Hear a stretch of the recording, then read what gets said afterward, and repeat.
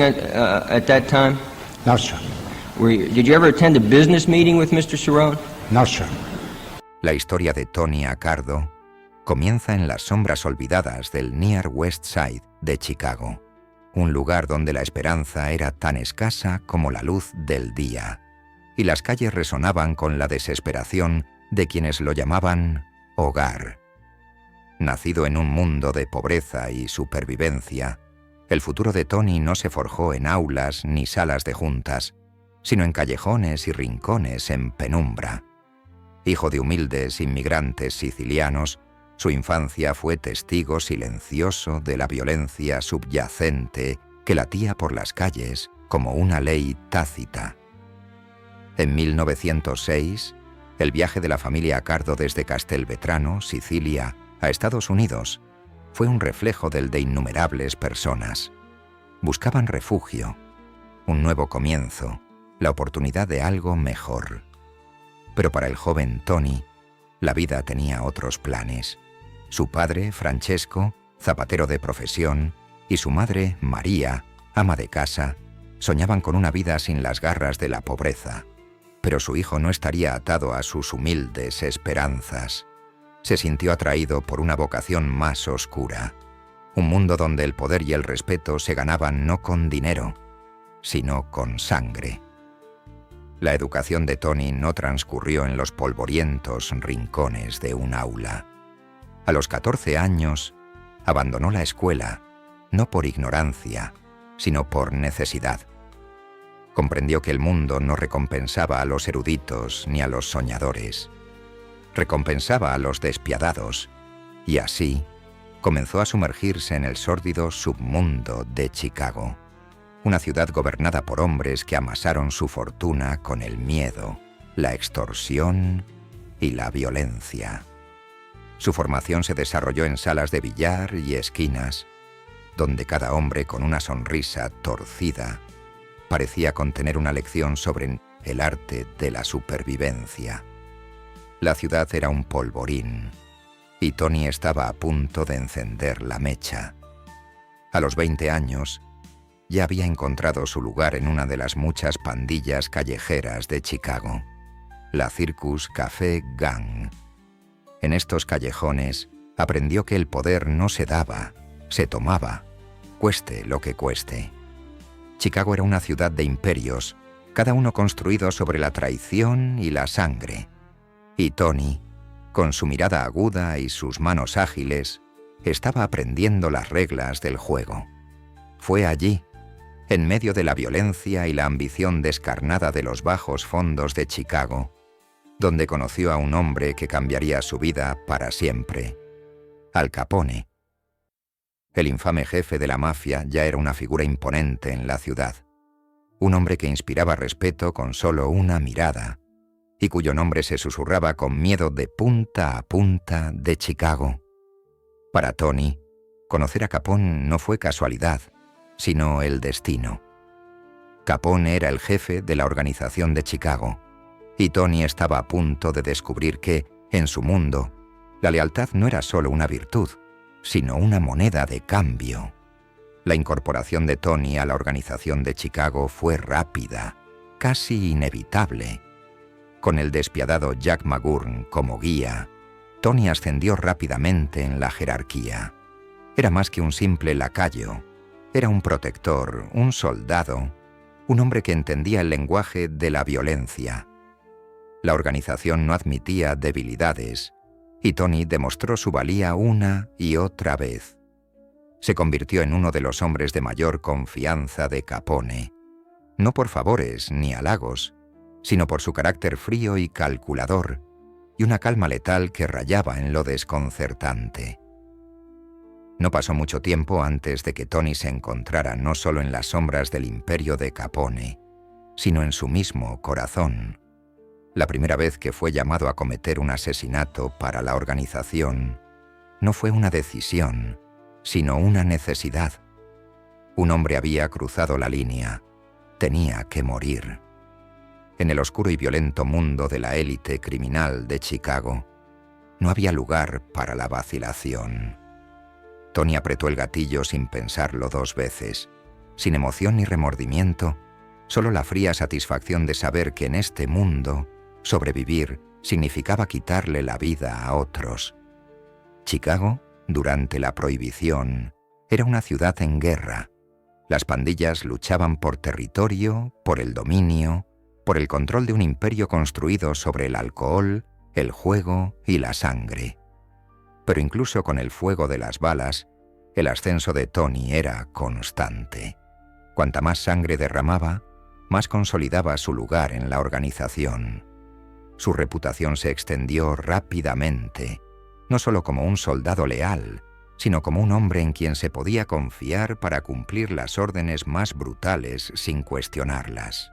Pero lo que diferenciaba a Tony del resto del círculo íntimo de Capone no era solo su disposición a matar, era su capacidad para mantener la calma en medio de la tormenta, para moverse con una precisión silenciosa, lo que lo hacía aún más peligroso. Mientras otros gritaban, vociferaban y luchaban por llamar la atención, Tony operaba en las sombras. Sus acciones hablaban más fuerte que cualquier palabra. La ciudad conocía su nombre, pero pocos sabían lo que se escondía bajo la superficie. Para 1927, Tony Accardo ya no era un simple soldado raso. Era un hombre que se había ganado un lugar en el círculo íntimo de Capone. Su reputación de figura fría y calculadora iba en aumento, y era evidente que estaba destinado a ser algo más que un simple soldado en la guerra del crimen en Chicago. Iba a ser un capo por derecho propio, y con ese título venía la peligrosa responsabilidad de mantener intacto el imperio criminal de la ciudad, cueste lo que cueste. Chicago era una ciudad que no perdonaba ni olvidaba. En las calles, la sangre de enemigos y aliados manchaba el pavimento, y Tony Accardo era un hombre que había aprendido a caminar por esas calles con una sola cosa en mente: el poder. El suyo era un poder cimentado no en exhibiciones ostentosas, sino en movimientos calculados y en la disposición de eliminar a cualquiera que se interpusiera en su camino. Al ponerse el sol en las calles de Chicago, el mundo de Tony Accardo apenas comenzaba a tomar forma. El juego estaba cambiando, y Tony había aprendido la primera regla de supervivencia. Para gobernar, había que convertirse en aquello a lo que todos temían. En las silenciosas sombras de la ciudad, nació un capo, y su imperio pronto se extendería más allá de las calles de Chicago, a cada rincón oscuro de Estados Unidos, donde el poder era lo único que importaba. El ascenso de Tony Accardo a la fama no estuvo marcado por una fortuna repentina, sino por años de una educación despiadada en las calles, donde el costo del fracaso se medía en vidas.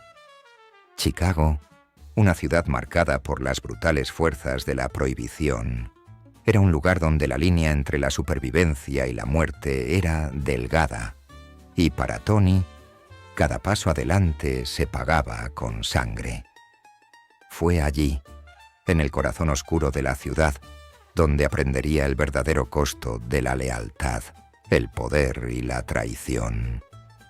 A los 20 años, la reputación de Tony empezaba a precederlo. Se había convertido en una figura clave en el submundo de Chicago, un hombre cuyo nombre se susurraba con miedo y respeto. Pero no bastaba con ser temido. En el mundo de la organización, uno necesitaba demostrar su lealtad de las maneras más violentas imaginables. Tony había aprendido esta lección desde pequeño, en las calles, donde cada interacción era una posible sentencia de muerte y cada pandilla rival, un obstáculo que había que eliminar. Tony no era un simple matón buscando hacerse un nombre, era un estratega, un hombre que entendía la delicada danza del poder. Pero a pesar de toda su inteligencia y astucia, fue la violencia lo que le dio su ventaja. Era un lenguaje que hablaba con fluidez, un arma que manejaba con aterradora precisión. Y Chicago era una ciudad que prosperaba precisamente gracias a esa violencia. En aquellos primeros años, cada crimen que cometía, cada golpe que ejecutaba, formaba parte de un programa tácito, un curso de supervivencia, con mucho en juego y una lección interminable. La primera prueba de su lealtad llegó una fría noche de 1926, cuando la tormenta de violencia que se gestaba entre la banda de Chicago de Al Capone y la banda del lado norte estalló en un derramamiento de sangre. Jamie Wise, líder de la banda del lado norte, se había convertido en una espina clavada para Capone, un símbolo de resistencia a su creciente imperio. Y en el mundo del crimen organizado, la resistencia no se toleraba. Wise tenía que ser eliminado. Tony, aunque aún no era un verdadero jefe, se vio inmerso en el corazón de la violencia. Se unió a una ola de asesinatos que arrasó la ciudad. Cada golpe diseñado para desmantelar la banda del lado norte, pieza por pieza. Tony no tenía miedo. No había lugar para el miedo en su mundo. Era simplemente un instrumento, un arma, que cumplía las órdenes de sus superiores con brutalidad metódica. El 11 de octubre de 1926, Wise se encontró a merced de una lluvia de balas, con su vida truncada en una lluvia de ametralladoras. La participación de Tony en la ejecución fue, a todos los efectos, invisible. Pero su presencia se sentía en cada movimiento calculado, en cada disparo. El ataque a Wise no fue una simple ejecución, fue una declaración de guerra. Y después, Tony vio de primera mano el poder del miedo. La organización había eliminado a su rival, pero también había cimentado un legado de brutalidad que resonaría a lo largo de los años. Para Tony, esto era más que un simple negocio, era aprendizaje.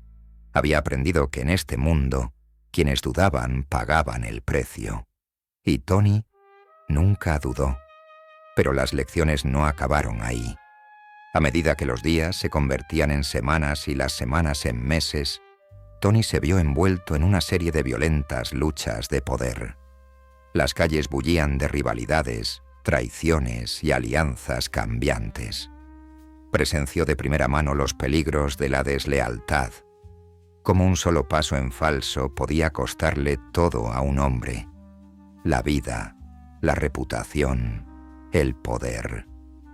Y en el mundo de la organización de Chicago, la lealtad no solo era importante, era una cuestión de vida o muerte. Los enemigos de la organización eran numerosos, pero ninguno tan peligroso como la banda del lado norte, ahora bajo el control del volátil George Box Moran. Moran había sido durante mucho tiempo una espina en el costado de Capone, y no tenía intención de ceder ante la organización. La guerra por el control de las calles continuaba, y Tony, ahora un teniente de confianza, jugó un papel clave en el conflicto en curso. Los métodos de la organización eran simples: eliminar al enemigo, no tomar prisioneros y no mostrar piedad. En 1929, la infame masacre del día de San Valentín se convertiría en la lección definitiva sobre el precio del poder. El 14 de febrero, mientras la ciudad se sumía en el romance y la celebración, 7 hombres de la banda del lado norte fueron asesinados en un garaje de Chicago. Disfrazados de policías, los hombres de Capone ejecutaron la masacre con una precisión escalofriante, abatiendo a los hombres con una eficacia despiadada. Aunque la participación exacta de Tony sigue siendo un misterio, su presencia en la operación es prácticamente segura. La masacre fue un momento crucial en la historia de la banda de Chicago, un mensaje claro para quienes aspiraban a ser rivales. Si nos desafían, pagarán con su vida. Para Tony, la masacre fue más que un simple acto de violencia. Fue una lección sobre el poder del espectáculo. La brutalidad del acto conmocionó a la ciudad. enviando un mensaje a cualquiera que se atreviera a oponerse a la organización. Fue una declaración, y Tony comprendió la importancia de tales gestos. Sabía que en este mundo las apariencias importaban. Cuanto más sangriento el mensaje, más efectivo era. Y así, la educación de Tony continuó, moldeada no solo por los crímenes que cometió, sino por el mundo que lo rodeaba. Cada asesinato, cada movimiento que hacía, formaba parte de un plan mayor, una estrategia para ascender en la jerarquía criminal. Pero no se trataba solo de derramamiento de sangre, se trataba de comprender el juego. Tony aprendió a pensar como un jugador de ajedrez, siempre considerando el siguiente movimiento, siempre manteniéndose 2 pasos por delante de sus enemigos. Vio el panorama general, como el poder, cuando se ejerce correctamente, puede moldear el curso mismo de la historia. Para cuando llegó la década de 1930, Tony Accardo había pasado de ser un joven y ambicioso ejecutor a una figura fría y calculadora cuya lealtad a Capone era incuestionable. Había pagado sus deudas, soportado el derramamiento de sangre y emergió como un hombre a tener en cuenta. Pero la lección más importante de todas aún estaba por venir. La verdadera naturaleza del poder y cómo podía manipular y doblegar a los hombres a su voluntad. En la quietud de su reflexión, Tony comprendió una cosa por encima de todo. La calle le había enseñado bien, pero ahora era el momento de llevar su educación al siguiente nivel. Mientras la ciudad de Chicago seguía ardiendo en las llamas de la guerra de pandillas, Tony Accardo ascendería, y con él, el imperio criminal de la organización de Chicago se volvería más formidable que nunca. Las lecciones de lealtad, miedo y poder estaban ahora grabadas en su alma, y pronto Tony Accardo ocuparía la presidencia de la mesa. Pero el precio de ese puesto sería más alto de lo que jamás hubiera imaginado. Las calles de Chicago estaban bañadas en sangre, y el precio del poder se había vuelto clarísimo para Tony Accardo. A principios de la década de 1930, la ciudad se encontraba en medio de sus guerras de gánsteres más brutales, donde cada movimiento podía asegurar una fortuna o sellar el destino de un hombre. La ley era una ilusión, y el poder era la única moneda que importaba. Para Tony, no bastaba con ser un soldado raso en el ejército de criminales. Estaba ascendiendo, escalando posiciones con un ansia insaciable. Pero el poder, como Tony pronto aprendió, tenía un precio mortal.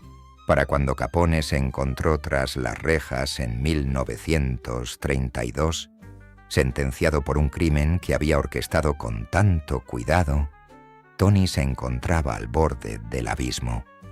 El mundo que Capone había construido era un caos. La organización, ahora fracturada por luchas internas de poder, era una máquina sin líder. Y en ese momento de fractura, la verdadera naturaleza de la ambición de Tony salió a la luz. Frank Nitti, la mano derecha de Capone, ascendió a la cima de la organización criminal. Heredó el trono de la organización de Chicago, aunque no sin resistencia. Nitti era capaz, pero carecía de la brutalidad descarnada que Capone había ejercido con tanta fuerza. Nitti entendía el negocio del crimen, pero no compartía la visión de Capone, y eso lo debilitaba a ojos de Tony. El papel para el que Tony se había preparado desde hacía tiempo había llegado.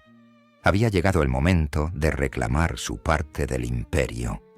Tony había aprendido a navegar por las volátiles calles de Chicago con discreta precisión. Había visto cómo se podía tomar el poder de un solo golpe, cómo se forjaban y rompían alianzas en un instante. Pero también había aprendido que el poder era frágil, que debía conservarse con aún más cuidado del que se obtenía. La organización ya había perdido a su líder. No estaba dispuesta a perder el control. Así que Tony se propuso ser quien restaurara el orden en el imperio fracturado de la organización, y para ello tendría que demostrar su valía. No le interesaba simplemente tomar el control. Quería ser quien estabilizara el imperio y lo transformara en algo más poderoso que nunca. Tony comprendía las complejidades del mundo criminal mejor que nadie. Sabía que, si bien el derramamiento de sangre era necesario, debía controlarse. Para ascender, uno debía elevarse por encima del caos, convertirse en la calma en medio de la tormenta. Tony estaba a punto de mostrarle al mundo lo metódico que sería su ascenso. Bajo el reinado de Nitti, Tony recibió el control de su propia banda, su propio dominio. Pero como líder de su propia operación, solo debía rendirle cuentas a Nitti, y su influencia dentro de la organización creció exponencialmente. Era un estratega discreto, un hombre que trabajaba en la sombra, pero cuyo alcance era innegable.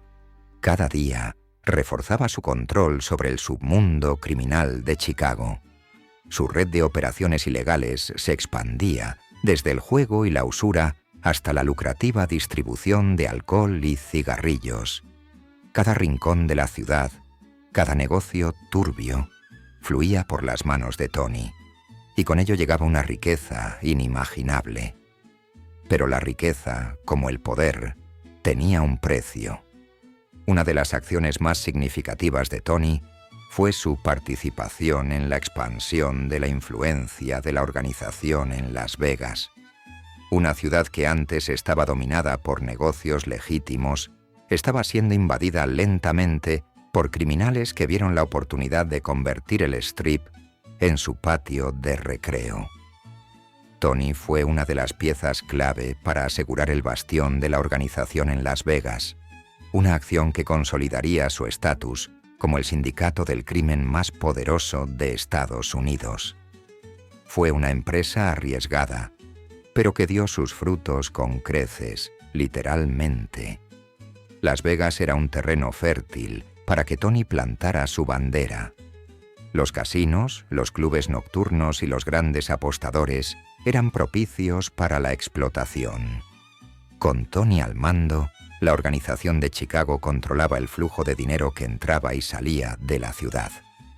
Era una oportunidad de oro, una que aseguraría el dominio de la organización en los años venideros.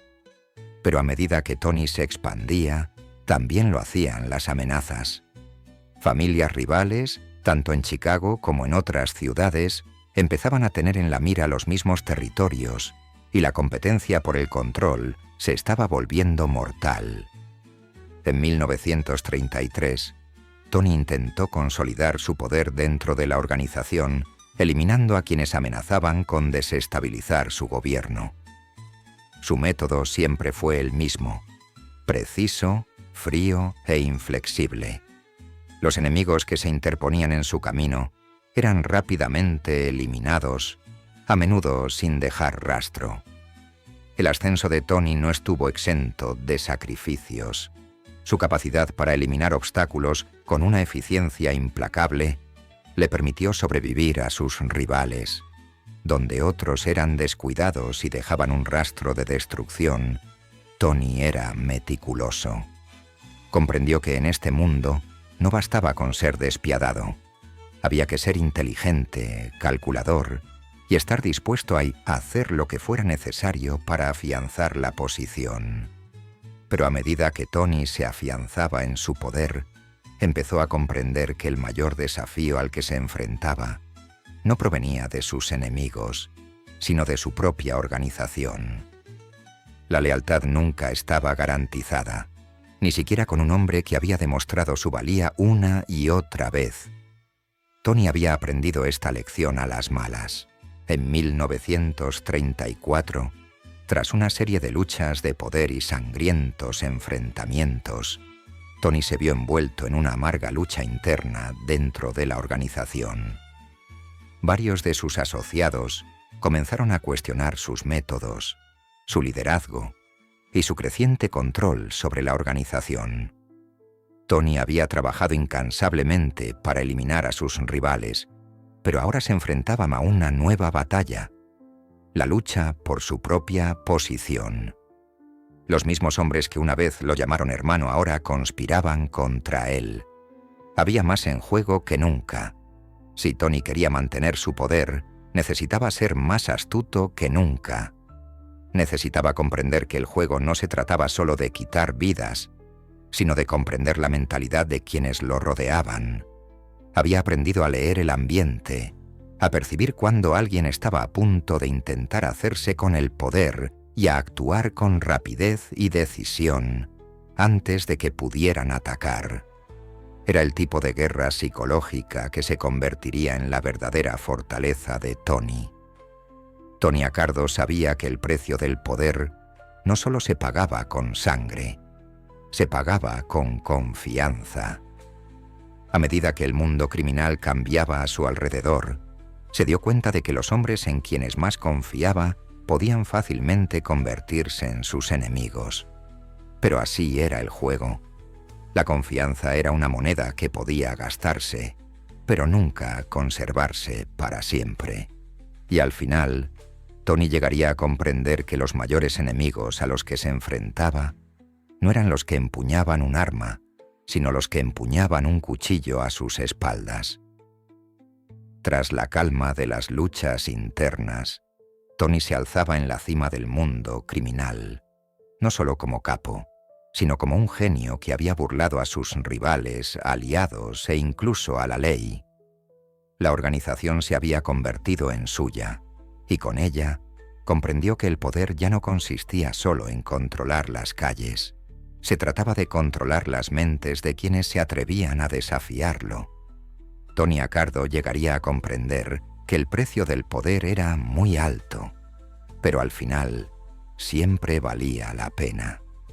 La organización de Chicago ya no era solo un sindicato criminal.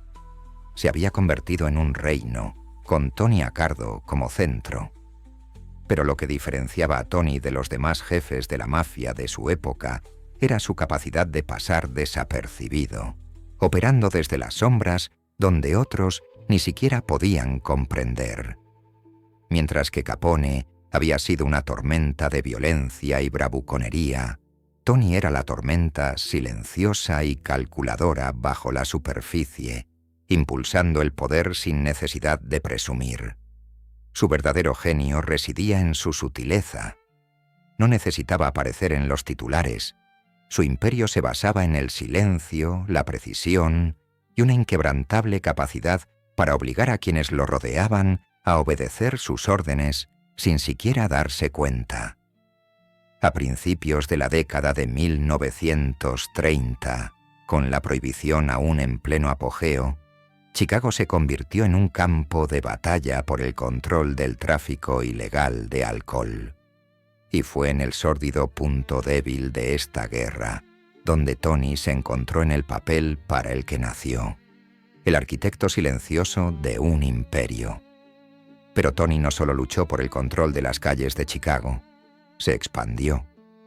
No solo pensaba localmente, su mirada estaba puesta en todo el país. Con su creciente influencia en el oeste, se apoderó discretamente de las operaciones de juego en Las Vegas. Aquí, entre luces de neón y fachadas deslumbrantes, Tony comenzó a ejercer un control férreo que pocos conocían. Mientras otros hacían alarde de su poder con opulentas exhibiciones, el toque de Tony era mucho más encubierto. Su red se extendía más allá de lo obvio. En Chicago dominaba el arte de controlar a los pequeños jugadores, los bares, las casas de apuestas clandestinas, los burdeles y las redes de juego callejero. Pero era en las sombras del mundo legal donde brillaba su verdadera brillantez. Los ciudadanos respetuosos de la ley de Chicago nunca lo supieron, pero vivían en el mundo de Tony, moviéndose al ritmo que él había orquestado entre bastidores. La policía, los políticos, los jueces, todos formaban parte de su vasta red. Cada trato, cada decisión, cada ápice de poder en la ciudad estaba de alguna manera conectado con Tony. Había aprendido desde muy joven que nada en Chicago funcionaba sin los contactos adecuados, y Tony era un maestro en forjarlos, construyendo un imperio que parecía intocable. No se basaba en la fuerza bruta, se basaba en la influencia. Aunque la imagen pública de Capone era la del ostentoso jefe de la mafia con sus fiestas lujosas y su violencia mafiosa, Tony se aseguraba de que nadie supiera su nombre. Su poder residía en su invisibilidad. Para el público era solo un hombre de negocios más. Para la organización era su arma secreta.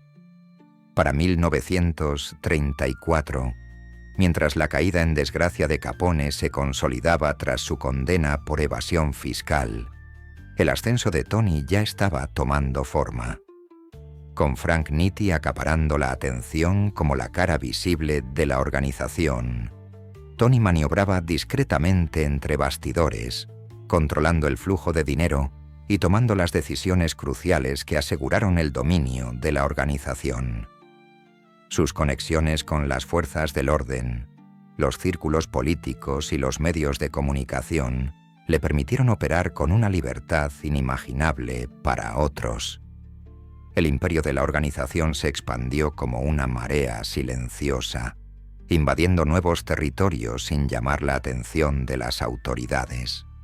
Las operaciones de Tony en el mundo del juego eran un ejemplo perfecto de su brillantez. La organización se había consolidado desde hacía tiempo como el motor del juego ilegal en el Medio Oeste. Pero Tony vio algo más. Vio Las Vegas. En aquel entonces, la ciudad aún estaba creciendo, aún buscaba su identidad, pero Tony tenía claro que el impulso adecuado podría convertirla en la joya de la corona del crimen organizado. Los casinos, los hoteles, el juego. Las Vegas tenía el potencial de convertirse en un imperio en sí mismo, uno que podría hacer fluir enormes cantidades de dinero a los bolsillos de la organización. Tony actuó con lentitud y discreción. No necesitaba llamar la atención. Con conexiones con figuras clave de Las Vegas, incluyendo a los poderosos dueños de casinos y líderes sindicales corruptos, Tony se movía como una sombra, adquiriendo acciones con cautela, colocando hombres en puestos de poder y tomando sutilmente el control de las operaciones de juego de la ciudad. Estaba sentando las bases de un imperio que perduraría mucho después del fin de la ley seca. Las Vegas se convertiría en su patio de recreo, su mina de oro. Pero la ciudad era solo el comienzo. El alcance de Tony era amplio, extendiéndose al mundo del alcohol ilícito, los narcóticos e incluso los sindicatos. Toda fuente de ingresos, legal o ilegal, era presa fácil. No se trataba solo de dinero. Tony comprendió que, para dominar de verdad, necesitaba ser más que un capo. Necesitaba ser un gobernante, un manipulador, alguien que controlara no solo a los criminales, sino la esencia misma de la ciudad. Manejó sus contactos en Hollywood, con directores de estudios corruptos y jefes sindicales, controlando el flujo de mano de obra en la industria del entretenimiento, asegurándose de que la mafia tuviera sus manos en cada negocio rentable. Donde otros estaban cegados por su afán de protagonismo, Tony se conformaba con permanecer tras bambalinas, manejando los hilos con sutileza. Pero el ingenio de Tony no se limitaba a controlar intereses comerciales. Comprendía las complejidades de la naturaleza humana mejor que nadie. Mientras otros gánsteres eran rápidos para atacar, rápidos para demostrar su fuerza mediante la violencia, Tony sabía que el control a menudo se podía lograr sin siquiera sacar un arma. Una palabra oportuna, un gesto influyente y una oferta de protección solían ser más poderosos que cualquier bala. Así, manipulaba a quienes lo rodeaban con una crueldad silenciosa, sometiendo a los hombres a su voluntad sin que se dieran cuenta. La verdadera prueba de su maestría llegó a mediados de la década de 1930, cuando se vio envuelto en una batalla por el control de sectores clave de las operaciones de la organización. Como la cara visible de la organización de Chicago, Nitti era quien se defendía de la ley. Pero Tony sabía que para consolidar su posición necesitaba eliminar cualquier desafío interno. Siempre había preferido operar sin ser el centro de atención. Pero eso no significaba que no aplastaría a cualquiera que amenazara su poder. La organización era una familia, sí, pero para Tony, la lealtad lo era todo, y la traición era la muerte. En 1936, la tensión dentro de la organización alcanzó su punto álgido, y Tony se vio obligado a actuar con decisión. Había comenzado una lucha de poder entre facciones dentro de la organización, y Tony, siempre estratega, aprovechó la oportunidad para reafirmar su dominio. Mediante una serie de movimientos cuidadosamente orquestados, eliminó a sus rivales con la precisión de un cirujano, asegurándose de que solo sus leales permanecieran al mando de las operaciones más lucrativas de la organización. Fue mediante estas maniobras a sangre fría que Tony Accardo se aseguró su lugar en la cima del mundo criminal. Pero lo hizo sin fanfarrias, sin el espectáculo público del que Capone tan a menudo dependía.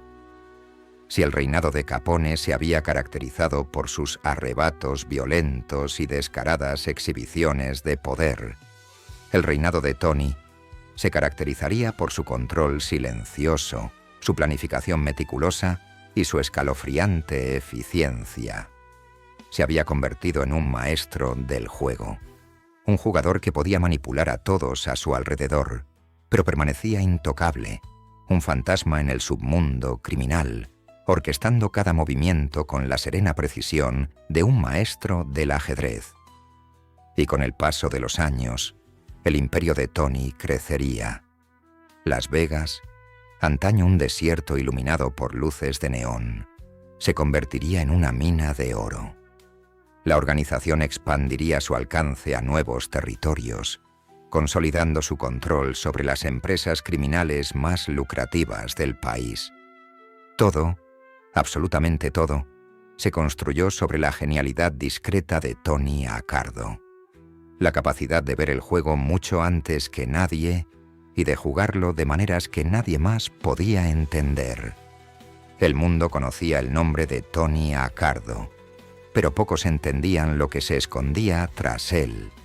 El verdadero cerebro había emergido de las sombras, y Chicago estaba a punto de convertirse en su reino. La ciudad de Chicago ya no era solo un campo de batalla para gánsteres. Se había convertido en el imperio de Tony Accardo. Donde antes el aire se había impregnado de disparos y caos, ahora estaba saturado de una tensión fría y controlada, la que solo un estratega experto podía manejar. El reinado de Tony Accardo no estuvo marcado por la violencia ni el espectáculo. Estaba marcado por el silencio del poder que operaba a puerta cerrada, en salas de juntas, trastiendas y salones llenos de humo, donde los acuerdos se cerraban con miradas sutiles y asentimientos silenciosos. En este mundo, la sangre derramada se olvidaba casi al instante, y los hombres que tomaban las decisiones nunca alzaban la voz. Tony había perfeccionado el arte de gobernar desde la sombra. La organización bajo su control se había convertido en algo más que un sindicato criminal. Se había convertido en una institución, una máquina de lucro, influencia y control.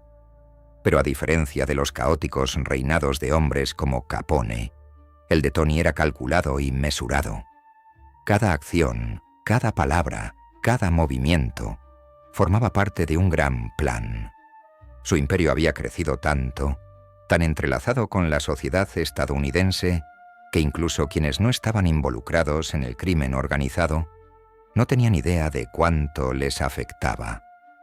Tras su modesta fachada, Tony manipulaba la ciudad y sus alrededores. Sus negocios, tanto legales como ilegales, crecieron exponencialmente. Mientras la policía y la prensa seguían obsesionadas con el legado de Capone, Tony trabajaba en silencio, expandiendo su control sobre el submundo criminal y posicionándose como el líder indiscutible. Su nombre era temido, pero rara vez se mencionaba en voz alta. Se convirtió en un fantasma, una sombra, cuya presencia solo se conocía a través de sus acciones. A mediados de la década de 1930, la organización estaba en todas partes. Tenía influencia en los sindicatos, en los bolsillos de los políticos, en los casinos de Las Vegas y en las trastiendas de cada bar clandestino, burdel y sala de juego desde Chicago hasta la costa oeste. Pero Tony no dejó que el poder se le subiera a la cabeza. No le interesaba la fama. No le interesaba ser una figura pública. Quería el control, y el control llegaba a través de la invisibilidad. Mientras otros buscaban el centro de atención, Tony se conformaba con observar desde la oscuridad, sabiendo que el verdadero poder nunca tenía que brillar. Simplemente tenía que ser absoluto. Para el público, Tony era una sombra. No necesitaba grandes gestos ni fiestas elaboradas. Mientras que sus homólogos, como Frank Nitti, aparecían en la prensa y los tribunales, el nombre de Tony rara vez se mencionaba. Era más que el cerebro detrás de la organización de Chicago. Era su alma. Su capacidad para mantenerse alejado de los focos le permitía actuar con libertad, sin interferencias. También le daba la libertad de centrarse en lo importante, asegurar su legado, consolidar su poder y expandir aún más el alcance de la organización. En este mundo, donde la lealtad era tan fugaz como una brisa de verano, Tony había aprendido a mantener a su gente a raya. No necesitaba ser temido como Capone. Tony conocía el valor de la sutileza. La lealtad no se compraba con miedo, sino mediante un vínculo tácito, forjado por su comprensión de la naturaleza humana. Sabía que la clave para mantener la lealtad era la confianza, pero la confianza se ganaba, y Tony la ganaba, asegurándose de que todos conocieran su lugar. Nadie estaba por encima de él, y nadie se atrevía a contradecirlo. Aquellos que lo hacían eran castigados con rapidez, sin piedad, pero incluso en su destrucción nunca se les puso como ejemplo. No era necesario un gran espectáculo público. El control de Tony sobre la organización era suficiente. Bajo su reinado, la organización funcionó como una máquina bien engrasada. La corrupción que Tony había cultivado por toda la ciudad era tan profunda que incluso la policía, los tribunales y los políticos estaban ahora a su servicio. Era un ecosistema de poder, donde todos participaban, ya fuera como miembros directos de la organización o como aliados que sabían que no debían cuestionar la autoridad de Tony.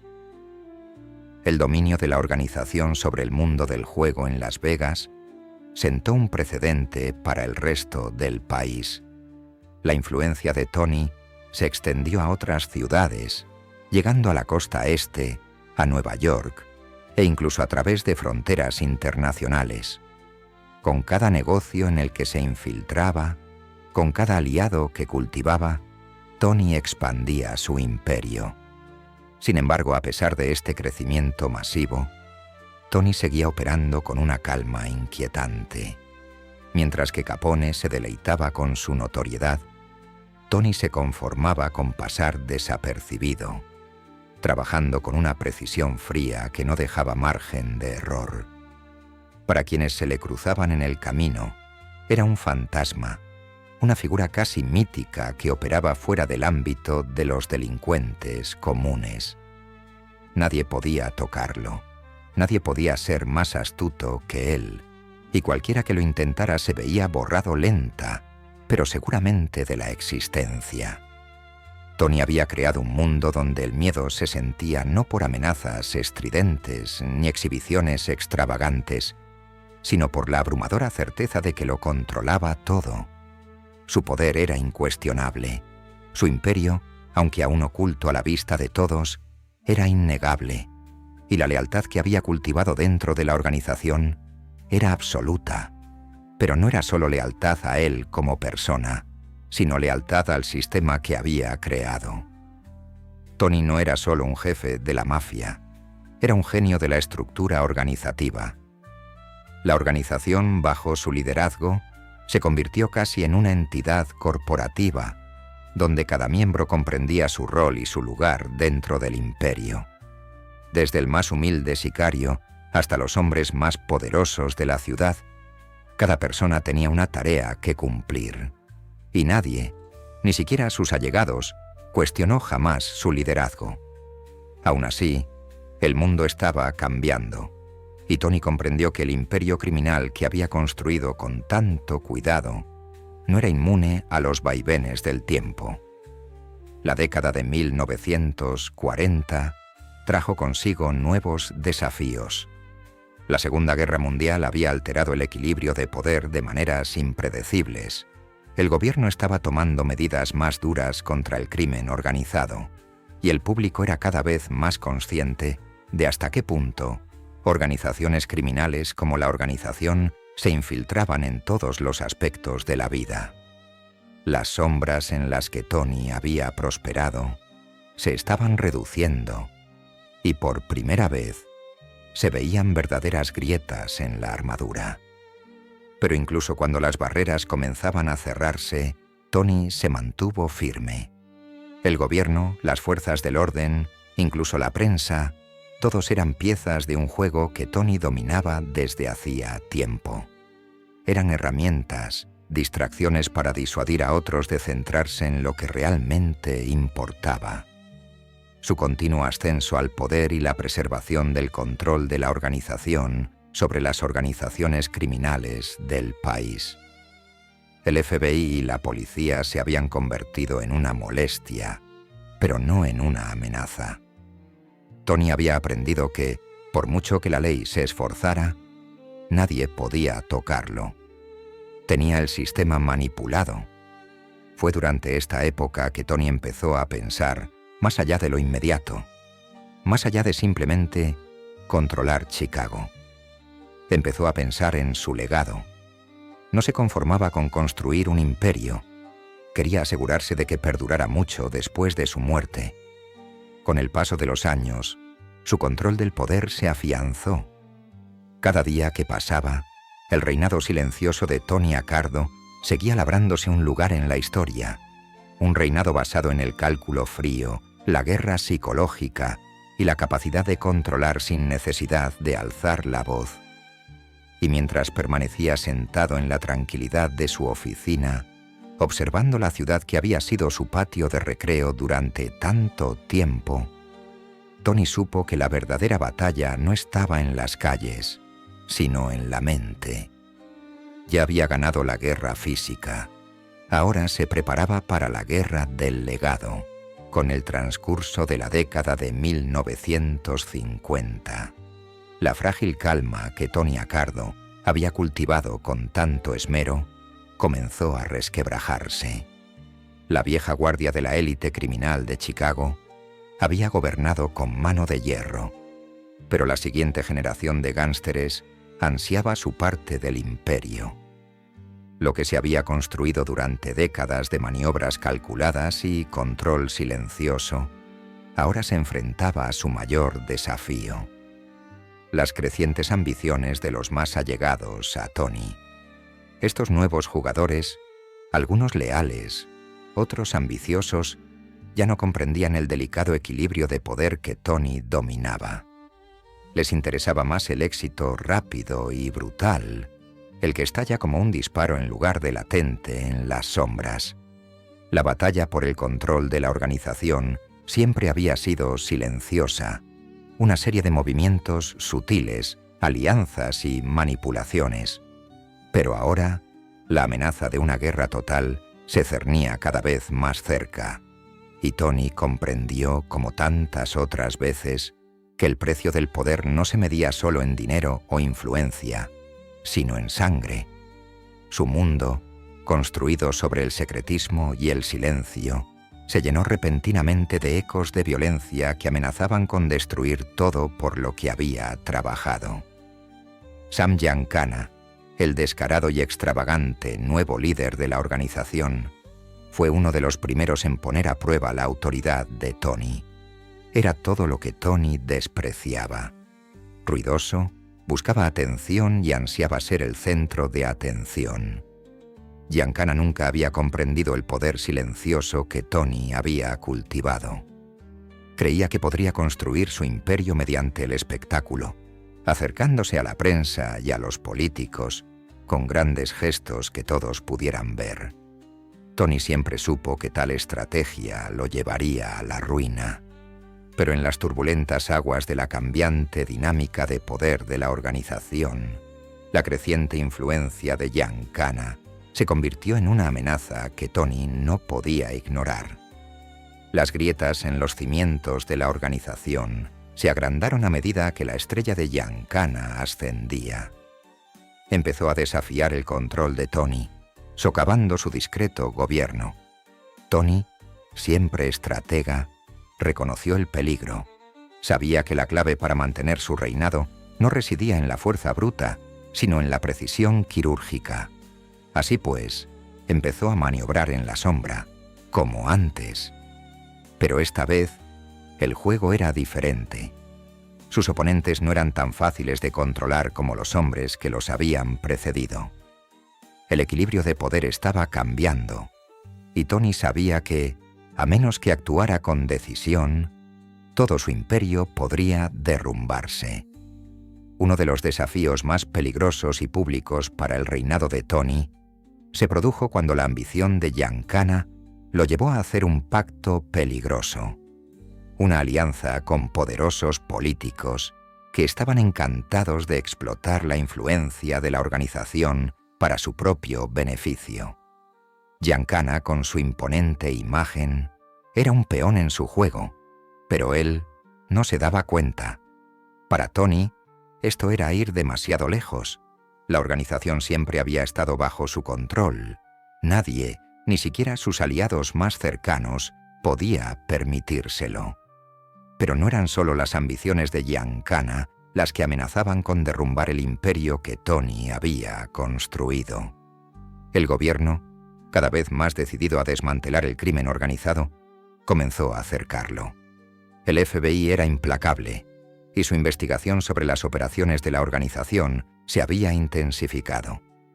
Tony los había evadido durante décadas, pero con el ascenso de Giancana y el creciente escrutinio de las fuerzas del orden, la presión se intensificaba. Cada actividad ilegal, cada indicio de corrupción, cada delito, ahora parecía estar bajo la lupa. El imperio de Tony, cimentado sobre el secretismo y la manipulación, quedó repentinamente expuesto a la dura luz de la investigación federal. La tensión dentro de la organización era ahora más palpable que nunca. La unidad que Tony había forjado con firmeza comenzaba a desmoronarse. Se rumoreaba una traición dentro de sus propias filas, ya que algunos de los miembros más jóvenes y ambiciosos veían la oportunidad de tomar el poder. La otrora dominante presencia de la organización se veía amenazada no solo por fuerzas externas, sino también por conflictos internos. Y entonces llegó la traición definitiva, aquella que Tony siempre supo que era posible, pero que se había esforzado toda su vida por evitar. Su aliado más cercano, Paul Ricca, el camarero, cayó en desgracia de la forma más pública y dramática. Ricca había sido el confidente de Tony durante años, el hombre que había ayudado a cimentar su poder dentro de la organización. Pero a medida que la presión aumentaba y el conflicto dentro de la organización se intensificaba, la lealtad de Ricca flaqueó. Su afán de poder chocaba con la calma y el control de Tony. Y así, en una de las jugadas más peligrosas de su carrera, Ricca intentó hacer su jugada de liderazgo, desafiando la autoridad de Tony.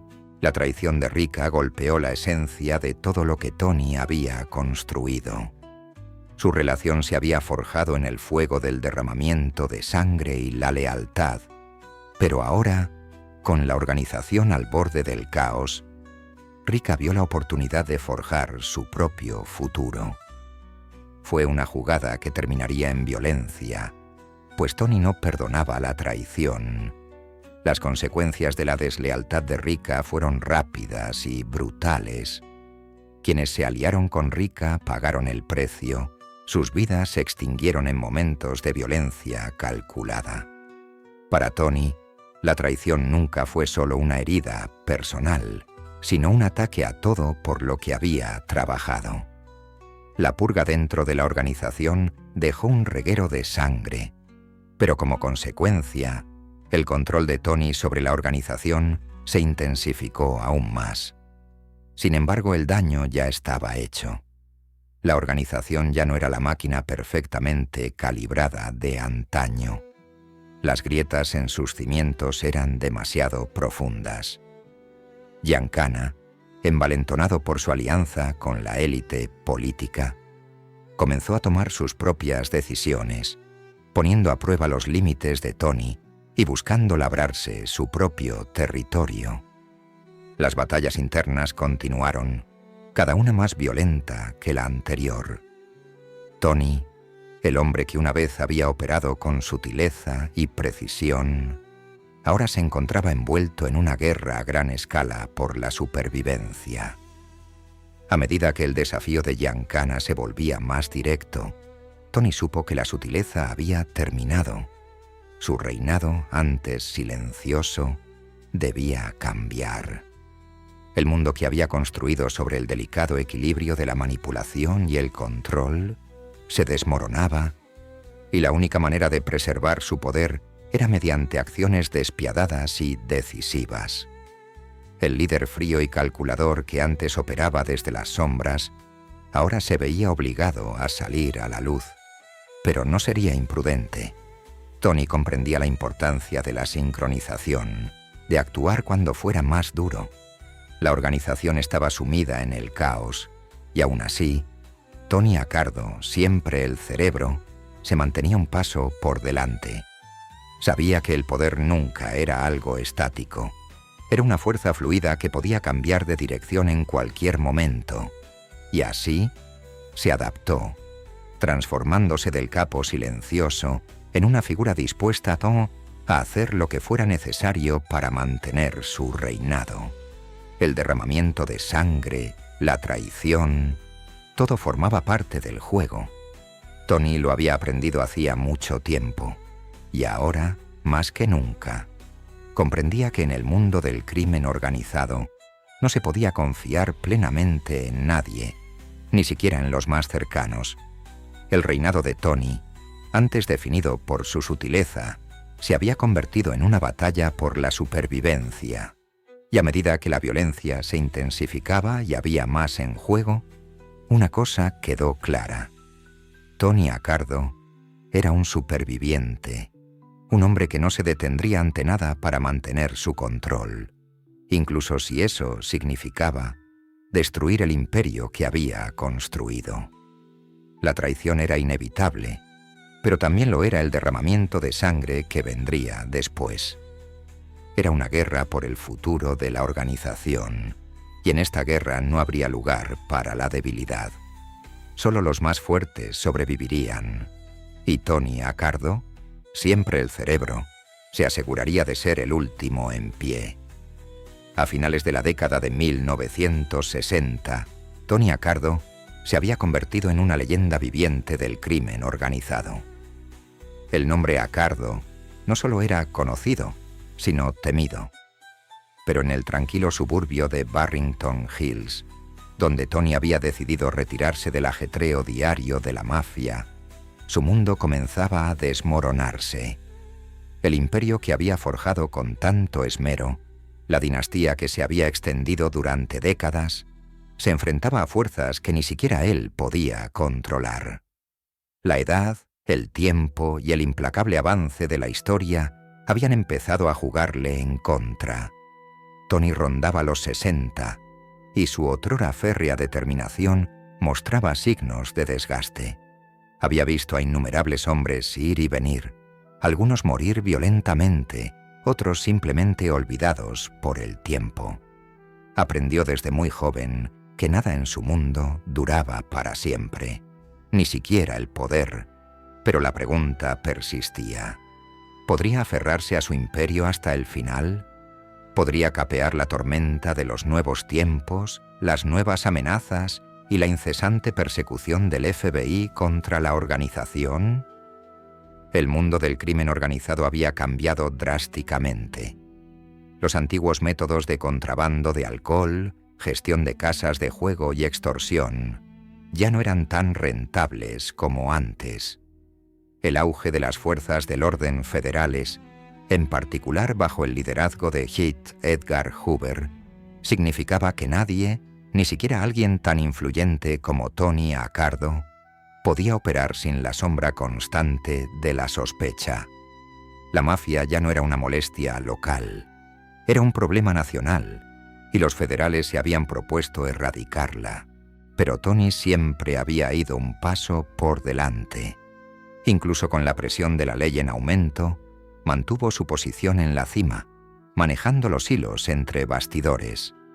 Mientras que la generación más joven de gángsteres, como Sam Giancana, era más extravagante, Tony seguía operando desde la sombra, un hombre de pocas palabras, visto más a menudo en reuniones discretas que en público. Su reputación por sí sola mantenía a raya a la mayoría de sus enemigos.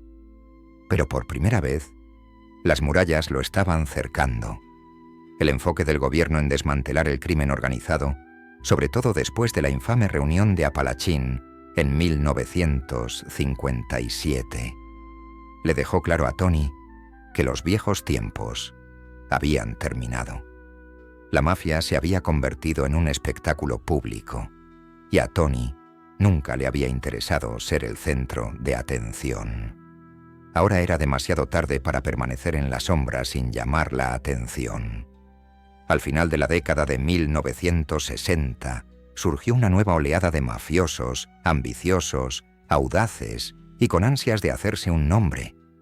A esta nueva generación no le importaban las viejas reglas.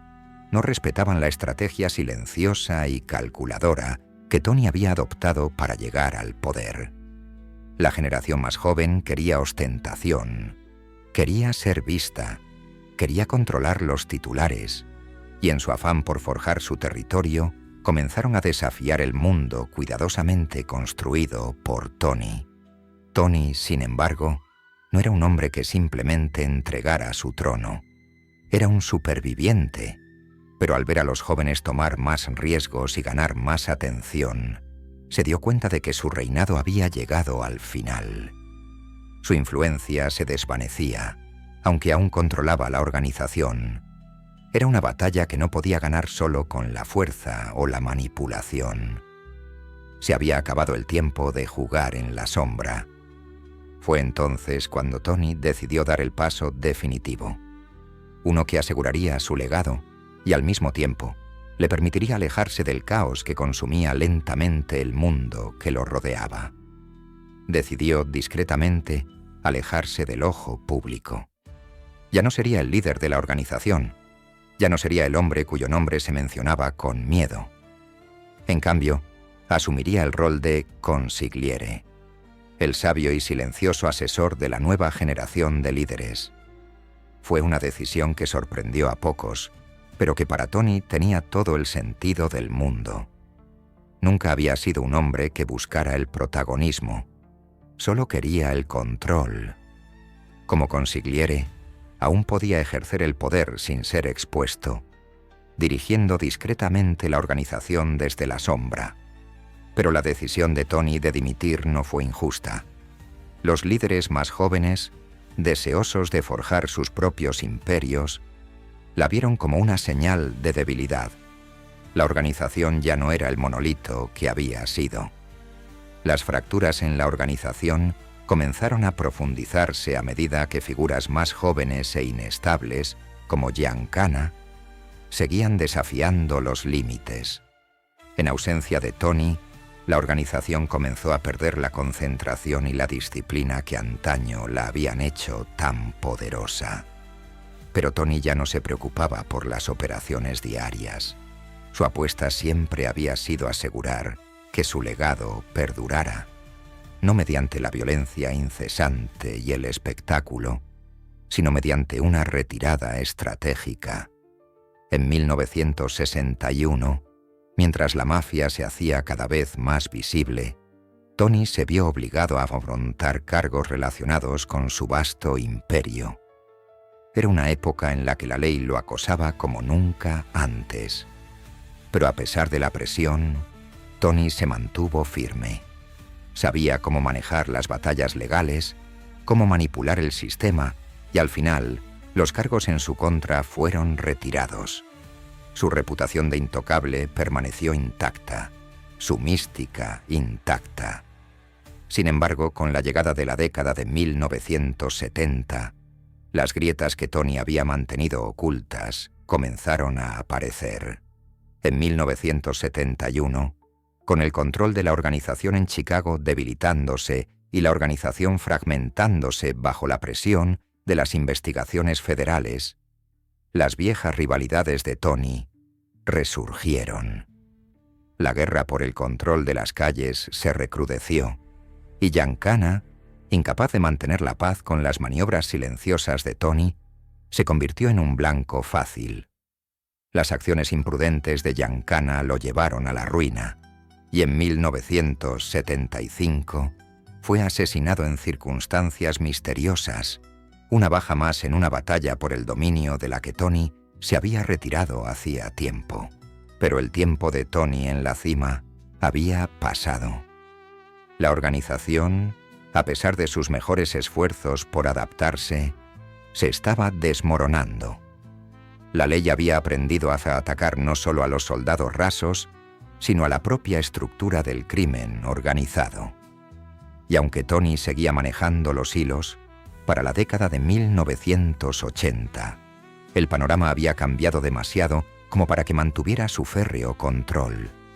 En el ocaso de sus años, Tony se retiró a su último refugio, una opulenta finca en California. Lejos de las calles ensangrentadas de Chicago, observaba cómo el mundo seguía cambiando a su alrededor. El imperio que una vez gobernó con mano tan cuidadosa y calculadora era ahora un lejano recuerdo. No necesitaba hacer alarde de su riqueza.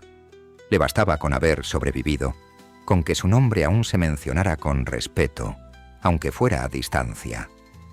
Tony Accardo lo había vivido todo: el auge de un imperio, las sangrientas batallas por el control, las traiciones y el eventual retiro a la silenciosa oscuridad.